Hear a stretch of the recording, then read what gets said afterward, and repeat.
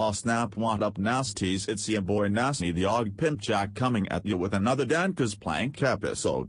Man, chapter 8 was nuts, right? I thought it was, and I sincerely hope you did too. This episode will be full of intrigue, romance, humor, sorrow, and big ol' nut buster farts like off the wall Michael Jackson. This is it. Okay, so yeah, enough of me putzing around. Let's get into this thing like a gamer boy playing a modern version of Sonic to appease all of his fanfic fantasies. Man on the Moon. Chapter 9. The Departure.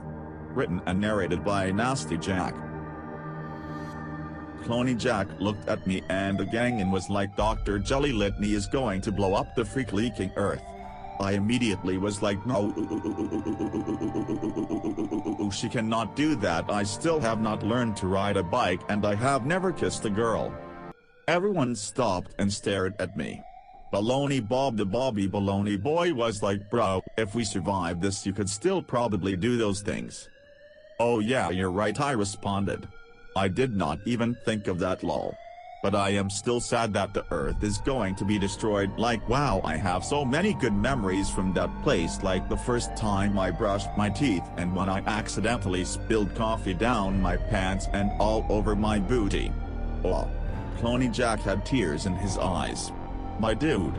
I remember those memories too. Oh. We hugged each other and cried for a long time, like probably 6 hours, like this.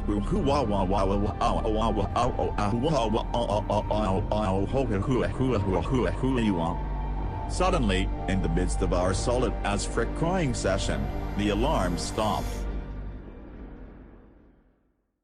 The lights came back on in the hallway. We all looked around at each other super confused, kind of like I get myself when I am trying to figure out how people do not poop their pants every day. Still confuses the crap out of me. Literally. Lol. Okay, what the frick? Said Debbie pasta Debbie pasta Debbie girl. Just then we heard the sound of a speaker come on above our heads. It was Dr. Jelly Litany speaking over the intercom system. Ahem. Whoops, for anyone who might be listening, that was just a false alarm. I accidentally hit the blow up the Earth button when I was trying to catch a sucks to catch in Pokemon Silver. My B. Stay sweet, signing off. Ah, hot thing, I said. That really aggravates me that she accidentally pressed that button, like I got my panties all up in a bunch because of her, but also I totally get where she's coming from with trying to catch a sucks to catch. Those things are brutal. Easily forgivable. Okay, so yeah, are we gonna go through this freak leaking door or what? Oh yeah, you're right, said Clony Jack. Just then he placed his palm on the touchpad that was by the door. His hand was scanned and the door slid open like the swoosh. Okay, my Og Pimp squad, everyone file in. Nasty Jack, looked around the room as we walked in. Wow, this moon base is a freaking labyrinth, I said out loud. We have been in and out of like 10 different rooms and buildings, like holy wow, holy cow, who designed the layout for this place? Yeah, I'm not sure, said Clony Jack. It was probably like some freak leaking degenerate of an architect, but who knows, lol. Anyway, the room we walked into seemed to be some sort of bunker filled with all sorts of supplies. There was food. Sweet. There was water. Wow. There were clothes. Gucci time. There was extra fuel. Whoa. There was a shower. Respectable. There was a toilet. Phew. And there, on the side of the room, was a giant TV with an Xbox 360, a PS2, a PS4, a Nintendo 64, a Wii, a Nintendo Switch, a GameCube, an NES, and an SNES all hooked up to it. Oh wow, whoa whoa whoa whoa whoa whoa whoa whoa whoa whoa whoa whoa whoa, me and Clony Jack said at the same time. We immediately rushed to the TV and started playing Tony Hawk's Pro Skater 2. Chewie was like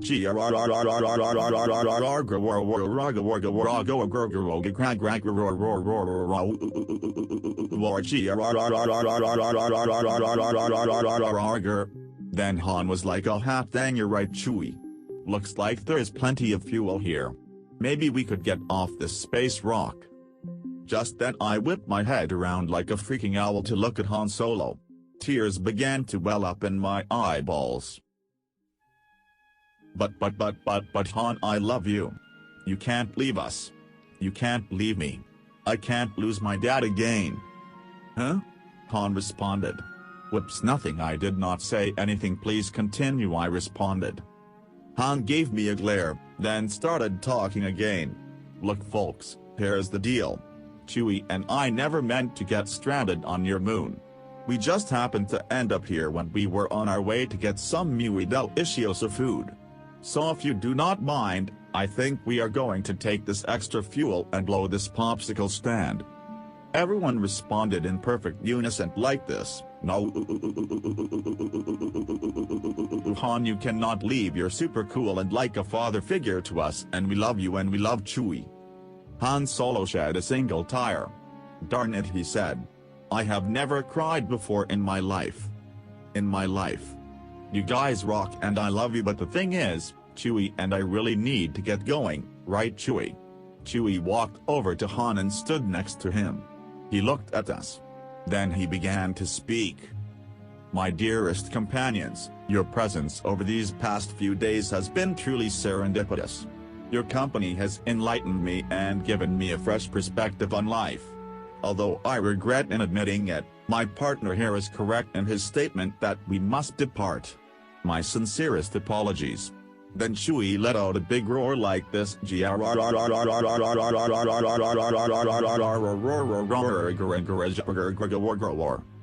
Yeah, same, said Han.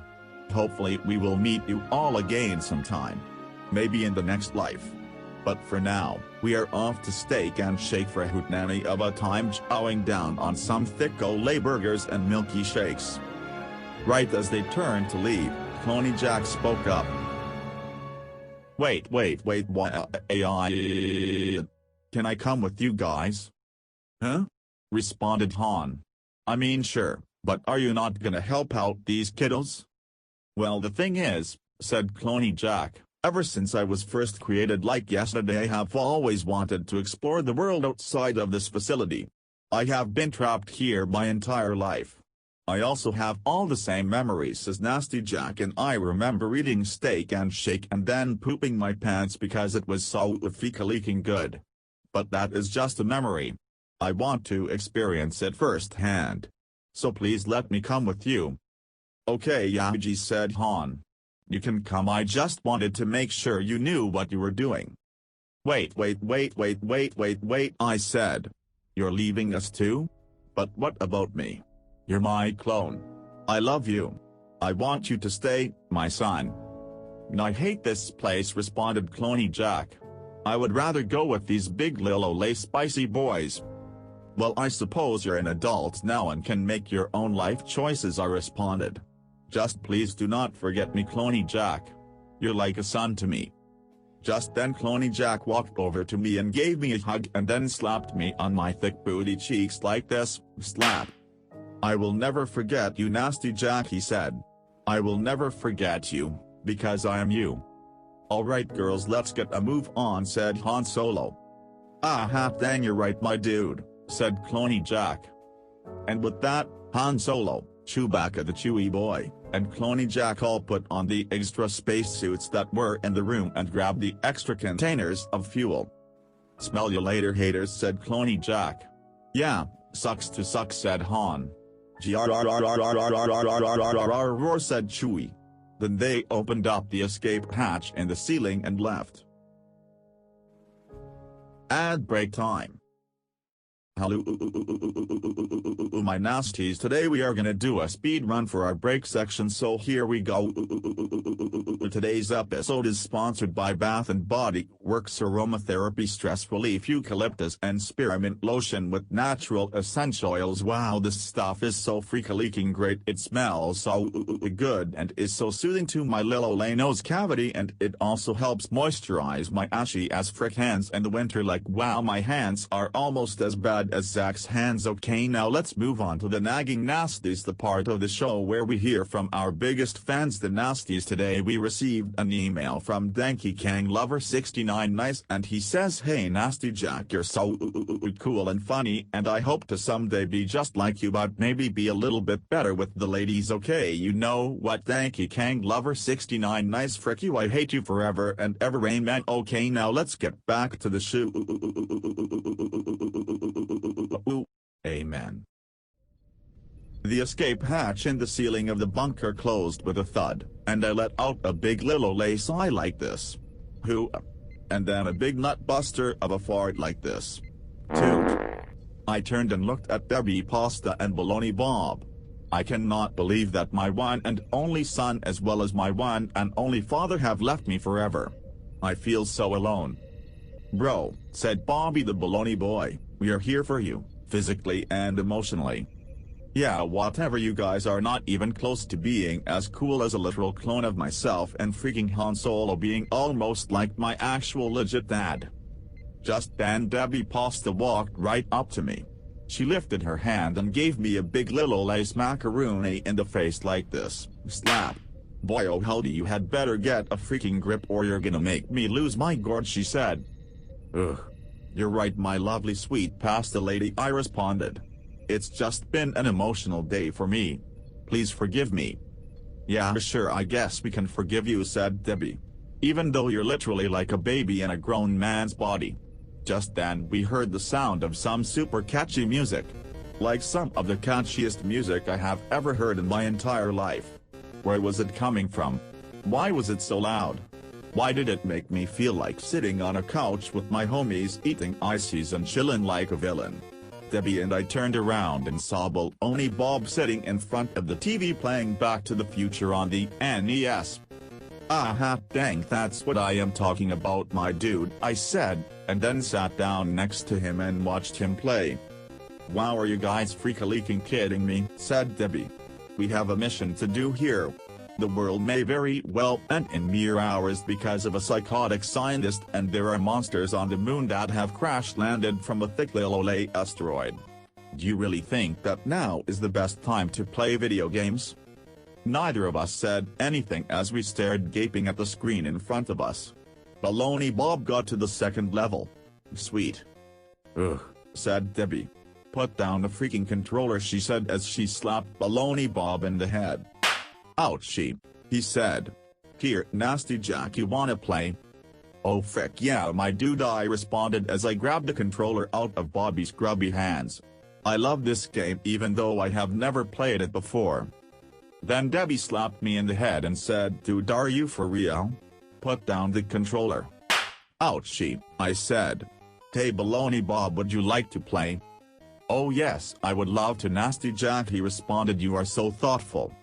Then Debbie slapped Baloney Bob in the head and was like, "You guys are morons, stop playing video games, we need to make a plan." Ouchie. Then Baloney Bob turned to me and was like, "Hey Nasty Jack, would you like a turn?" Yes, please, this is my favorite game, thank you sir," I responded. Then Debbie slapped me again. Ouchie. Then I gave the controller to Baloney Bob. Another slap. Ouchie. Then Baloney Bob gave the controller back to me. Yet another slap. Ouchie. This went on for like 9 hours until Baloney Bob and I beat the game together. Nice. It was actually a great bonding experience between the three of us. Okay, now that that's out of the way, I said, "What's our plan?" Before Baloney Bob or Debbie Pasta could respond, we heard a loud as frick thud on the escape hatch in the ceiling of the bunker. "Whoa, what was that?" said Baloney Bob as we all moved toward the back of the room. Then there was another thud. And another. Then the hatch came crashing down into the bunker so loudly that no one heard the gigantor fart that I ripped in that very moment. Then we heard a screech like this. Screech. Oh my goodness gracious. It was the monsters.